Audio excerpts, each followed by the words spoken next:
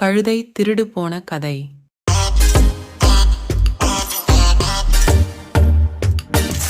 ஒரு ஊர்ல ஒரு விவசாயி இருந்தாரு. அவரோட விவசாய நிலத்துல விளைஞ்ச பொருளையெல்லாம் சந்தைக்கு கொண்டு போக ஒரு கழுதை வாங்கணும்னு முடிவு செஞ்சாரு.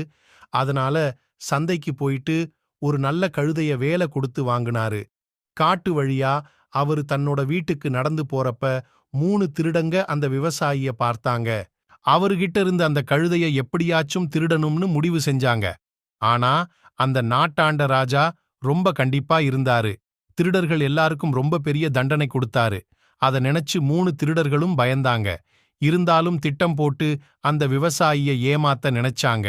அப்பத்தான் கழுதை திருடு போனத ராஜா கிட்ட போய் அந்த விவசாயி சொல்ல மாட்டாரு. நமக்கும் எந்த பிரச்சனையும் இல்லைன்னு நினைச்சாங்க.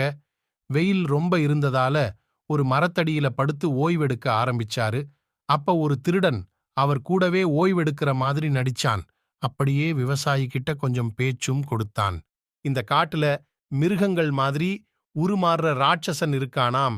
அவனை பார்த்தா எல்லாரும் ஓடிடுவாங்களாம்னு சொன்னான். அந்த திருடன் அத கேட்ட விவசாயி அத நம்பாம சிரிச்சிட்டு விட்டுட்டாரு. கொஞ்ச நேரத்துல தூங்க ஆரம்பிச்சாரு அந்த விவசாயி.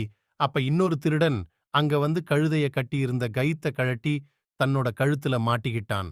இன்னொரு திருடன் அந்த கழுதையை வேற பக்கம் இழுத்துக்கிட்டு போயிட்டான். கொஞ்ச நேரத்துக்கு அப்புறம் தூக்கத்துல இருந்த விவசாயி அந்த திருடனை பார்த்தாரு. கழுதைக்கு பதிலா ஒரு மனுஷன் இருக்கானேன்னு சத்தம் போட ஆரம்பிச்சாரு.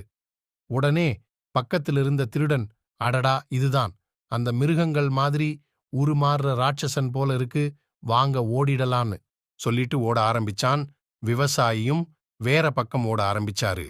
விவசாயி போனதுக்கு அப்புறமா தங்களோட புத்திசாலி தனத்தால விவசாயிய ஏமாத்தின 3 திருடர்களும் அந்த கழுதைய சந்தையில வித்து பாகம் பிரிச்சுக்கிட்டாங்க.